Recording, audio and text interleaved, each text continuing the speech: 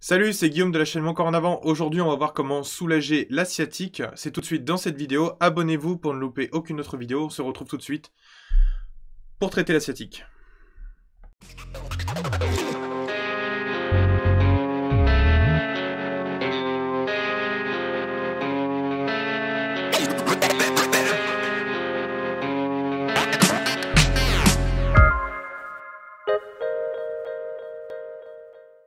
Alors c'est parti, comment traiter la sciatique? Et bien du coup ici, ce qu'il faut déjà savoir c'est qu'est-ce qu'une sciatique, pourquoi, comment la traiter, comment l'identifier. Alors ici, avant de commencer, moi je vais séparer deux choses. On va éviter les sciatiques qui démarrent au niveau du dos.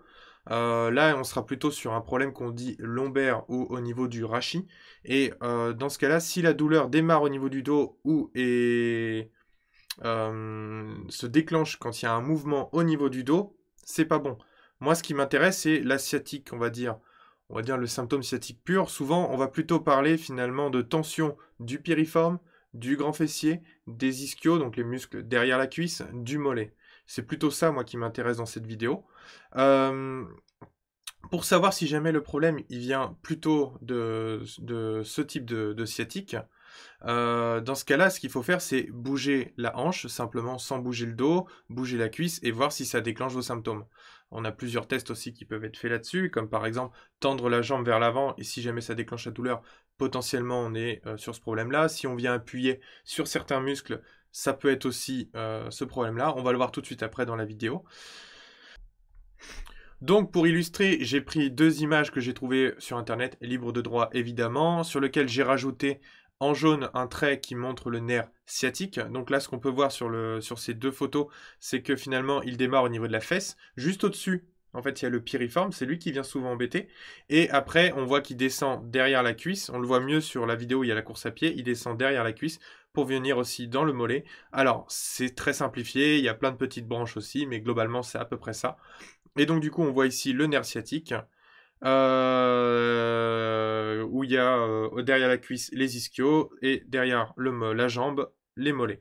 Euh, Ici, dans cette vidéo, il faut aussi que je donne une autre précaution, c'est qu'on ne va pas parler de soulager la sciatique si jamais on a une grosse perte de force, des grosses brûlures, une grande décharge électrique. Dans ces cas-là, c'est dangereux.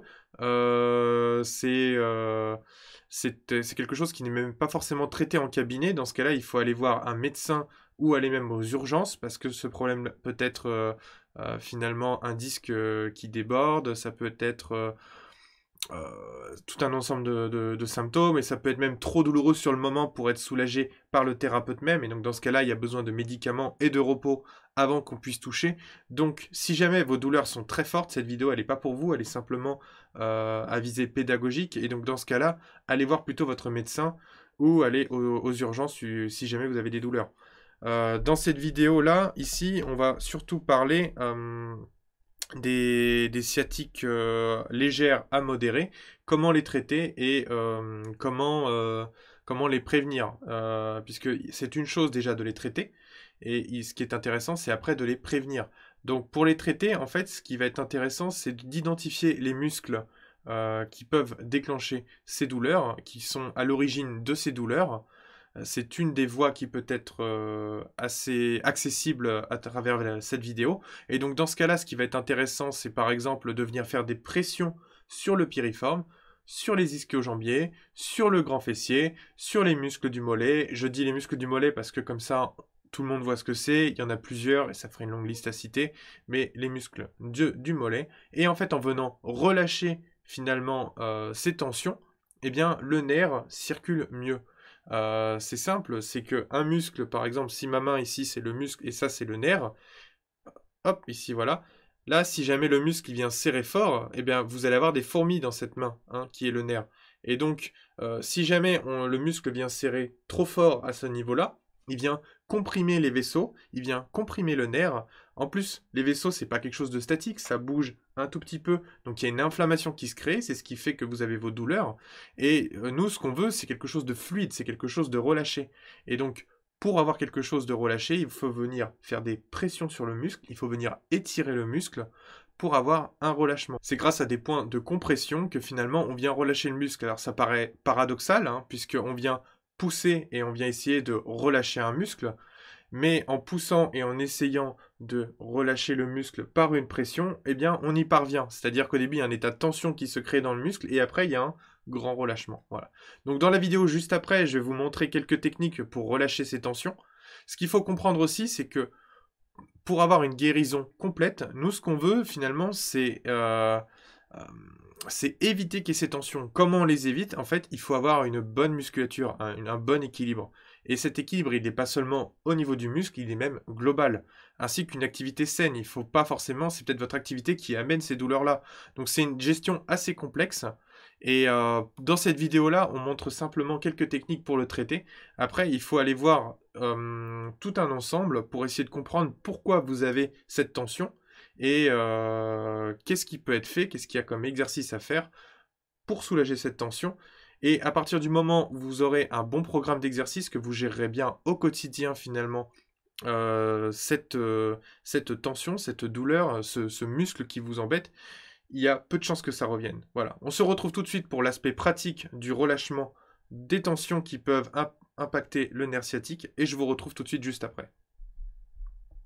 Ah oui, et juste avant, j'ai oublié quelque chose. En fait, quand on parle de sciatique, c'est un symptôme, hein, d'accord? Ça veut dire que, ça c'est une petite parenthèse, ça veut dire qu'en fait on parle de sciatique pour tout ce qui va toucher le nerf sciatique. Mais c'est un mot global, comme le mal de dos, et en fait c'est beaucoup plus complexe, il peut y avoir plein de facteurs. Donc si ça marche pas avec cette vidéo, évidemment vous allez voir un thérapeute, et même avant ça, allez voir un thérapeute. Là c'est des petites techniques à visée pédagogique, hein, mais pour des douleurs légères à modérées.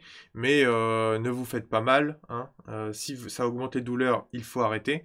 Ce qui est intéressant, c'est d'avoir une petite idée de ce qui peut soulager, pourquoi pas essayer par soi-même, et voir après si jamais vous avez une amélioration. Voilà, on se retrouve tout de suite pour les techniques dans la vidéo.